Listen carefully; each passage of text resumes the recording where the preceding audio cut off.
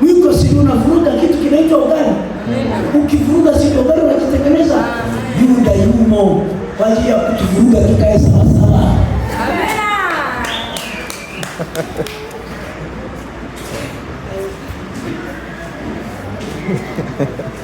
Huyu asipo wewe chapisho. Bwana Yuda. Kasi sahihi. Amen.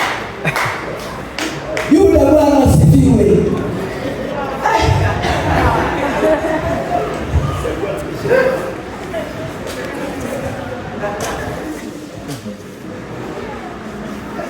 Yaani wiki hii mnazo nondo za ajabu. Ukitoka wiki hii uko hivyo hivyo. Basi sidhani tena.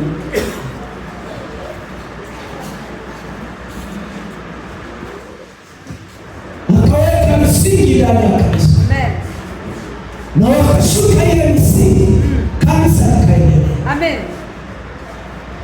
Sasa huduma hizi tano ziliposahawiwa, hasa mbili tu, huduma ya kinabii, huduma ya kichungaji ya mtume iliposahauliwa, kanisa likaingia kwenye mchanganyiko. Sasa mpaka leo wachungaji lazima mtakubaliana na mimi, kanisa la leo lina wayewale kama mlevi. Amen. Halijui lishike lipi na liache lipi. Amen. Msifu Yesu Kristo. Amen. Tumsifu Yesu Kristo. Amina. Watu wakainuka kushambuliana wenyewe. Huduma ya kichungaji, huduma ya uinjilisti ikainuka kupiga huduma ya kitume, ikainuka kuwa huduma ya kinabii. Zamani waliokoka zamani, jamani, manabii walikuwepo kanisani. Amina.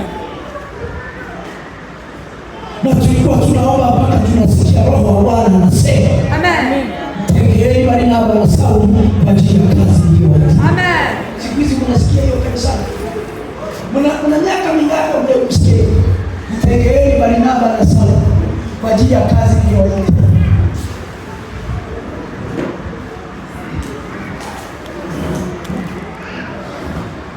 Baba asubuhi amezungumza hapa.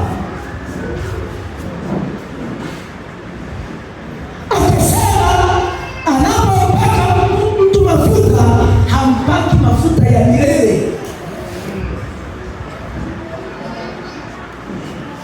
Anakudondoshea